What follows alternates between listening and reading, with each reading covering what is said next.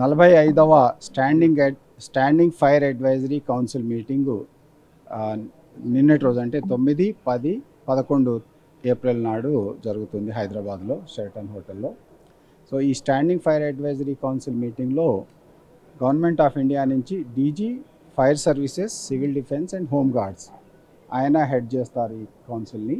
దాంతోపాటే ప్రతి రాష్ట్రానికి సంబంధించినటువంటి డీజీ ఫైర్ సర్వీస్ కానీ, దాంతోపాటే యూనియన్ టెరిటరీకి సంబంధించినటువంటి డీజీ ఫైర్ సర్వీసెస్, తర్వాత ప్రైవేట్ ఆర్గనైజేషన్స్ సంబంధించిన గవర్నమెంట్ ఆఫ్ ఇండియాలో ఉన్నటువంటి ఆయిల్ డైరెక్టరేట్స్ కానీ, మన బీపీసీఎల్ లేకపోతే ఆయిల్ ఇండియా ఇటువంటి కంపెనీకి సంబంధించినటువంటి వీళ్ళందరూ కూడా ఈ యొక్క మీటింగ్లో అటెండ్ అవుతారు.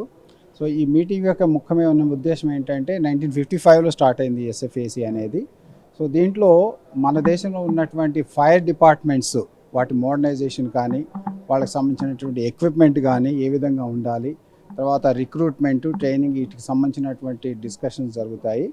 సో ఈ ఎస్ఎఫ్ఏసిలో ఏదైతే డిస్కషన్ అవుతుందో అవన్నీ కూడా గవర్నమెంట్ ఆఫ్ ఇండియా ద్వారా అన్ని రాష్ట్రాలకు పంపిస్తారు. ఈ గైడ్ లైన్స్ కానీ, స్టాండర్డైజేషన్ కానీ ప్రతి రాష్ట్రాలు కూడా ఫాలో అవుతారు.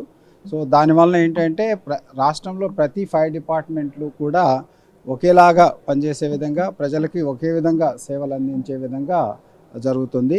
ఈ స్టాండర్డైజేషన్ అనేది చాలా ఇంపార్టెంట్ ఆస్పెక్ట్ ఈ యొక్క ఎస్ఎఫ్ఏసిలో. సో 15th ఫైనాన్స్ కమిషన్ సంబంధించి గవర్నమెంట్ ఆఫ్ ఇండియా టోటల్ 5,000 కోట్లు అన్ని రాష్ట్రాలకి, 28 రాష్ట్రాలకు సంబంధించినటువంటి ఫైర్ డిపార్ట్మెంట్స్ని మోడర్నైజ్ చేసేదానికి పెట్టారు. సో ఈ 5,000 crores దాంతోపాటే 25% స్టేట్ షేర్ ఉంటుంది అన్నింటిలో. సో 6,250 అరౌండ్ ఆ మొత్తం అమౌంట్ కూడా అన్ని రాష్ట్రాలకు అందుతుంది.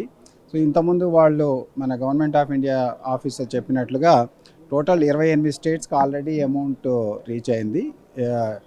ఇంకొక 1 or 2 స్టేట్స్ మాత్రమే పెండింగ్ ఉన్నది. సో ఈ అమౌంట్ కూడా next year March 31st lapse అవుతుంది. అయితే గవర్నమెంట్ ఆఫ్ ఇండియాలో ప్రయత్నం జరుగుతుంది, ఇది ఏదైనా ఎక్స్టెండ్ చేసేదానికి ఏమైనా స్కోప్ ఉందా అని చెప్పి.